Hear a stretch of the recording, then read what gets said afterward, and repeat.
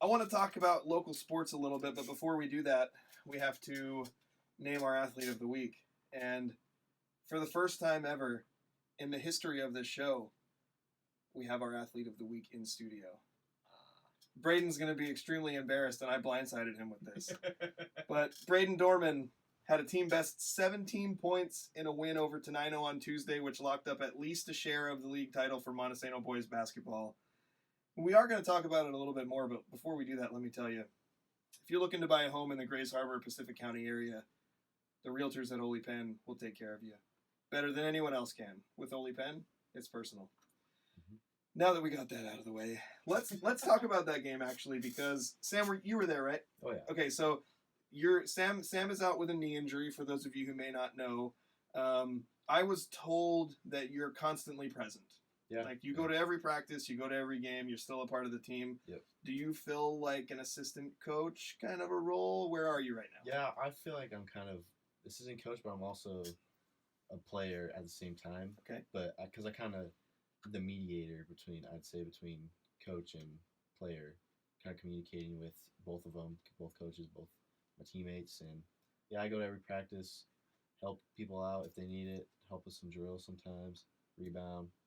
I still want to be part of everything and be on the team basically without even playing. And I'd also add on to what Sam's been able to do for us. It's nice to be able to go to a guy that knows what he's talking about and not necessarily have to go to a coach, but just for tips. Are you saying your coaches don't know what they're talking I'm about? definitely not saying that, but now that I've kind of had to step up in that point guard position where he would be this year, where he would be getting athletes of the week, where he would be dominating our league.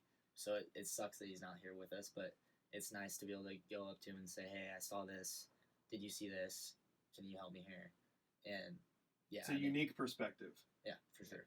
And I was definitely looking forward to playing with him this year, senior year. So we definitely been playing for him this year, and it's definitely motivated us a lot. I agree. I couldn't be as a Monte guy, and I decided to do all this while Daniel's gone. Because when I go really heavy Monte while Daniel's here, he kind of looks at me like, hey, can we talk about somebody else? But guess what? Monte's the ones who are winning, okay? So we're going to talk about this. Also, I know that Daniel's been gone 2 weeks, and 2 weeks in a row I've named a Monte kid as Athlete of the Week. So when Daniel's back, that's going to change because he doesn't let me homer out quite as much. But I want to talk specifically, just briefly, about this Tenino game that you guys won on Tuesday. I was broadcasting, and I watched the girls' team first win like 56-19 or something crazy like that. And then you guys played Tenino. Tenino was winless in league. You guys were the undefeated league team. And when you guys came out of the gates, the press was a little slow. There wasn't a lot of energy. Tenino was breaking it, and it did lead to a few easy buckets. And the surprise of all surprises was when the first quarter comes to a close, you guys are down by 4. So what was it like when the quarter break ends? What's the conversation that happens in that instance to turn things around? I just think we just knew as a unit, we had no doubt we were going to come out on top, but we just needed, when are we going to turn it around, and what's going to happen when that happens? And we just kind of came together as a team and said, let's work hard right here. Let's go get this. Let's show our home crowd what we're about, I guess, and started to run the floor a lot better.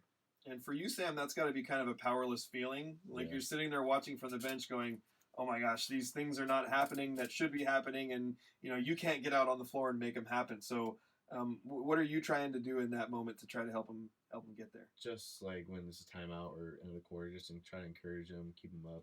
If I see something, I'll say something like, hey, next time do this, do that. But really sometimes we get out to a slow start, but I know that we come out firing the next few quarters, and we just got to trust our team to know what we can actually do. And Braden, I have to say, part of the reason why you're named Athlete of the Week, I mean, you did lead your team in scoring, but it was the way you played during this particular stretch where I felt like the game turned around. From my viewpoint as a broadcaster, I felt like, and I mean, all you guys, coaches, players, you guys know the X's and O's of basketball better than I do. But I know what a press looks like when it's run the way it's supposed to, and I can see it in my kids' team also. Like when you're going to run a press and you're going to try to trap, it's got to happen fast. And if it doesn't happen fast, it's going to get broken fast. And a lot of times when it gets broken, it leads to easier buckets on the other end. But something changed in the energy level of your defense. And when the energy level of your defense changed and you guys started creating turnovers, it led to buckets. And you went on a 7-point run where you hit a 2, and then you hit a 3 that actually gave you guys the lead, and it was 15-14 at that point. And once you hit that 3 and you guys took the lead, you never gave the lead back. And then you added another 2-point bucket after that. So what's going through your mind in that moment where you're like, you basically took your team, and you had to have your teammates help, obviously, and it was a team effort. But when you have the ball in your hands and you're trying to make a play, what's going through your mind?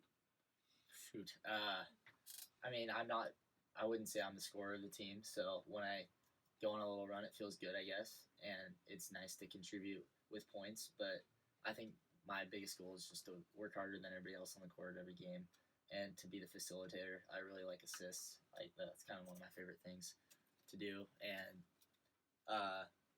just starting with our offense being our defense is kind of been our mindset, and when we get turnovers, it kind of turns to points. So, yeah. And one thing I want to say about that game, we had about 25 offensive rebounds. Yeah. So, and we had about 18 defensive. So, getting more offensive rebounds than defensive rebounds, that's pretty cool, I think. Yeah, Trace and Wesley, Ben Wills, they've been getting in there. Cole Daniels, they've been getting a lot of offensive boards the last 4 or 5 games, and it's been kind of what's letting us get these wins. There was a lot of offensive rebounds. Also in that game for you guys, I'm blanking on a name. So you had a kid on your team that was not one of the main kids that I knew. Yeah, Alex? Offensive rebounds. Alex? Oh, yeah. He had, my statistician told me he had 6 rebounds and all of them were offensive. Yeah, I do the stats for our team too, and that's why. That's what it was? Yeah. Okay, so here's another question.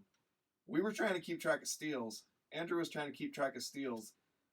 It got to a point with you guys defensively that it was like, number 1, there were so many steals happening that it was hard to keep track of all of them. Number 2, there were so many steals that were like created and taken by 2 people that like sometimes it's hard to tell who to attribute the steal to.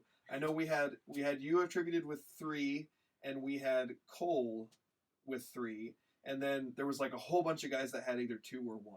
So, you could really tell Andrew was I'm sweating not a back. basketball player. So I'm like, that was definitely a steal, and he ended up with it. Or I'm like, he knocked the ball loose and bounced around. Yeah. I just like getting the tip, and then I'll let somebody else get it, and then maybe they can throw it up to me. I'll just go get it land. So we have a pretty good press, and a lot of guys that work hard in it. And going back to Alex Mosqueda, he just works inside, and he's the hardest worker on our team for sure. Hardest boarder on our team, and he's probably the shortest guy on our team. Yeah. And he gets a lot of boards. He's really physical, and he would tell you that he's not a scorer, but can get a lot of points off of the offense rebounds, go right back up, get fouled. So it's nice to have his energy off the bench.